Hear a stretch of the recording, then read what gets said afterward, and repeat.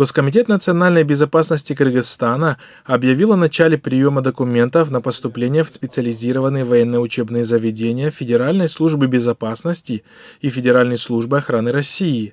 Соответствующая информация появилась на сайте ГКНБ Кыргызстана.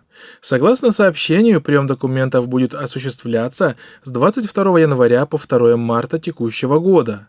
Для жителей Чуйской области собеседования будут проводиться в Бишкеке. География устремления международных террористических организаций становится все шире. Напомним, что Кыргызстан, как и другие страны Центральной Азии, находится под колониальным влиянием России.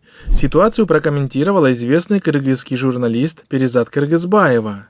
Влиятельные страны мира, как Америка, Британия, Россия, Франция, в свое время Советский Союз стремятся влиять на разные государства различными способами и инструментами, в частности через просвещение и обучение кадровых военных, дипломатов, сотрудников спецслужб, и это событие вписывается в эту практику. Формирование кадров ГКНБ уже длительное время осуществляется учебными заведениями спецслужб России, и выпускники данных заведений получают приоритет в продвижении по карьерной лестнице на ключевые должности. Тем самым мы видим, что Россия стремится и дальше укреплять и наращивать свое влияние в Кыргызстане.